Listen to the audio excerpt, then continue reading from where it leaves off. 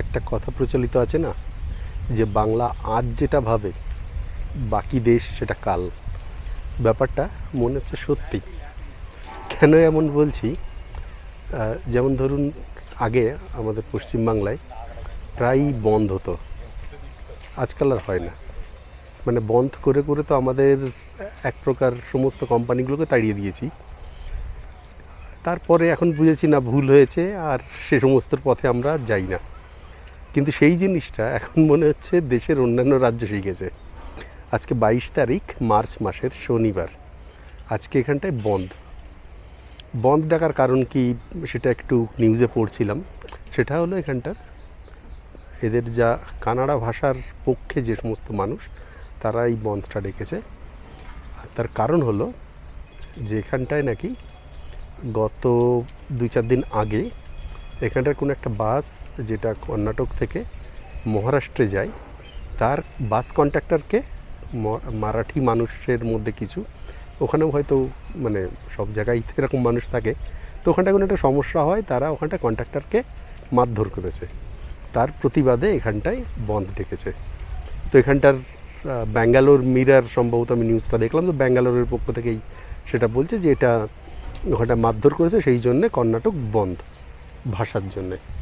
যাই হোক, ব্যাপারটা যাই হোক, এখানটায় এই আন্দোলনের জন্য আপাতত এখানে বন্ধ। কিন্তু যেটা দেখলাম, এখানটায় বন্ধ ডাকলেও মানুষ কিন্তু সেভাবে সাড়া দেয়নি। আমি ভেবেছিলাম বোধহয় আজকে বেশ কিছু বন্ধই থাকবে, তো দেখলাম না, সেরকম কোনো কিছু বন্ধ টন্ধ নেই। রাস্তার দোকান যতগুলো দেখলাম সবই খোলা। গাড়ি কম, কিন্তু বাইক আছে প্রচুর। আমি হাঁটতে হাঁটতে এলাম বাড়ি থেকে এই লেকে, তো দেখলাম যে সবই ওখানটায় খোলা আছে, মানুষজন স্বাভাবিকভাবেই চলাফেরা করছে। তো তার মানে জনজীবনে সেভাবে প্রভাব পড়েনি। তবে স্কুল বন্ধ আছে, বাস বন্ধ থাকবে, অটো বন্ধ আছে, মানে পাবলিক ট্রান্সপোর্ট বন্ধ আছে, আর স্কুলটা বন্ধ আছে। আজকে আমার মেয়ের ক্লাস 5-এর ফাইনাল পরীক্ষা চলছে, তো তার পরীক্ষাটা ছিল, সেই পরীক্ষাটা আজকে ক্যান্সেল হয়ে গেছে, এটা হয়তো সোমবারে হবে। তো এই হয়েছে। আর আরও একটা ব্যাপার যেটা হয়েছে, আমাদের ওখানটায় যেমন লক্ষ্মীর ভাণ্ডার আছে না, এটা অ্যাকচুয়ালি আমাদের মুখ্যমন্ত্রীরই আইডিয়া, এই ব্যাপারটা যে এরকম কিছু করা যেতে পারে। তো সেইটা দেখে দেখে কিন্তু কর্ণাটকেও এরকম লক্ষ্মীর ভাণ্ডারের মতো একটা প্রকল্প আছে, কি নাম আমার, গৃহলক্ষ্মী বা এরকম কিছু একটা হয়তো নাম। সেখানেও ওই সমস্ত মহিলাদের পয়সা দেয়, তারপরে বাসে উঠলে বাসের কোনো রকম টিকিট নেয় না, পুরো টিকিটের পয়সা ফ্রি। তারপরে আরও আছে, বাড়িতে ইলেকট্রিসিটি বিল যদি 200 ইউনিটের কম হয় তাহলে পয়সা দিতে হয় না। তো এগুলো আছে। তার মধ্যে লক্ষ্মীর ভাণ্ডারটা যেটা পশ্চিমবঙ্গ থেকে কপি করেছে এখানটার রাজ্য, একইভাবে অবশ্য অন্যান্য রাজ্য এখন করছে। মহারাষ্ট্র বা ওখানটায় বিজেপিরা প্রচুর প্রতিবাদ করতো এইটার, তো বিজেপি রাজ্যগুলোও কিন্তু ওই লাডলি বাহেন এই সমস্ত নামে করছে। এই সমস্ত করে বাকিরা এখন বেশি পয়সা দিচ্ছে পশ্চিমবঙ্গের তুলনায়। পশ্চিমবঙ্গ বোধহয় 1000 কি 1500 টাকা দেয়, বাকি জায়গায় 2 বা 2500 টাকা করে। মানে যাদের যে রাজ্যে যেমন ক্ষমতা সেই অনুযায়ী তারা পয়সা দিচ্ছে। মহারাষ্ট্রে সম্ভবত 2000 টাকা, মধ্যপ্রদেশে হয়তো আর একটু বেশি বা কম জানি না, কিন্তু এরকম দিচ্ছে সমস্ত। তো যে কারণে আমি বললাম যে এখানটায় পশ্চিমবঙ্গ যা ভাবে আজ, সেটা বাকি দেশ পরে ভাবছে। আর একটা ব্যাপার, এখানটায় একটা নিউজ দেখলাম, ব্যাপারটা নিউজটা আমার মনে হলো একটু বলি। সেটা হলো, আমরা যে এআই এর ব্যাপার নিয়ে এত আলোচনা করি, যে এআই কি মানুষের চাকরি নেবে, চাকরি যাবে, ইত্যাদি ইত্যাদি, সেটা কিন্তু সত্যি সত্যিই ইন রিয়েলিটি মানে প্রকৃতপক্ষে এটা হচ্ছে। বিশেষ করে যেগুলো লো স্কিল্ড ওয়ার্ক, মানে যেগুলো রিপিটেটিভ ওয়ার্ক, মানে একই কাজ বারবার করতে হচ্ছে, যেমন ধরুন কল সেন্টার, বা যারা ওই মানে কল সেন্টারে সে ফোনে হোক বা মেসেজ করে হোক, সেই টাইপের কাজগুলো কিন্তু এআই এখন করছে। এছাড়া সফটওয়্যার প্রোগ্রামিংয়েও গ্রাউন্ড লেভেল প্রোগ্রামিং, মানে বিলো জুনিয়র লেভেল প্রোগ্রামিং যেগুলো, সেগুলোতে কিন্তু এআইয়ের একটা বড় ইম্প্যাক্ট এসছে। টেস্টিংয়ের জব যারা করে তারা কিন্তু মানে ম্যানুয়াল টেস্টিং হয়, অটোমেটেড টেস্টিং হয়, সেগুলোতেও কিন্তু এআই খুব ভালোভাবে কাজ করছে, এবং যার ফলে মানুষের কিন্তু চাকরি যাওয়া শুরু হয়েছে।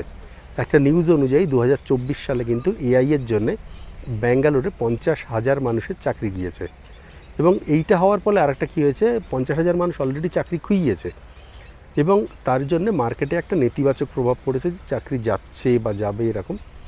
তার জন্যে এখানটায় কিন্তু বাড়ি কেনা বেচাতে একটা ইম্প্যাক্ট এসছে। মানে বাড়ির যে বিক্রি সেটা কমে গেছে, বা যারা পিজি চালাতো তাদের অনেকের পিজিতে লোক হচ্ছে না। তো রিয়েল এস্টেটে কিন্তু তার থেকে একটা ইম্প্যাক্ট এসছে। এই একটা ব্যাপার কিন্তু এআই এর ইম্প্যাক্টের ফলে সরাসরি আইটির চাকরি এবং আইটি নির্ভরশীল যে সমস্ত অন্যান্য কাজ বা শিল্প বলতে পারেন, যে রিয়েল এস্টেট, সেটা কিন্তু এর থেকে একটা নেতিবাচক প্রভাব পড়েছে।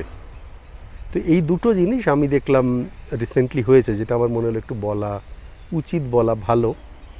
আর আপনি যারা ভিডিওটা দেখছেন তারাও একটু কমেন্টে বলতে পারেন, যদি আপনি ব্যাঙ্গালোরে থাকেন, যে আপনার ওখানটায় আজকে এই শনিবার দিন বন্ধের প্রভাব কেমন কি আছে। আমাদের এখানটায় কোনো রকম প্রভাব আমি দেখিনি, এখানটায় দেখে মনে হচ্ছে না কিছু হয়েছে।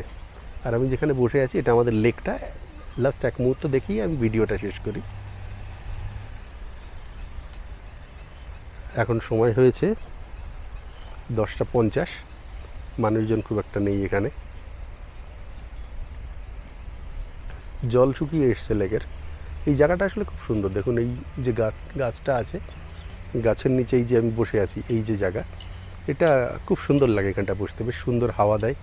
দেখতেই পাচ্ছেন, যদি পাতা নাড়া দেখেন তাহলে দেখবেন যে সুন্দর হাওয়া দিচ্ছে, খুব সুন্দর জায়গা।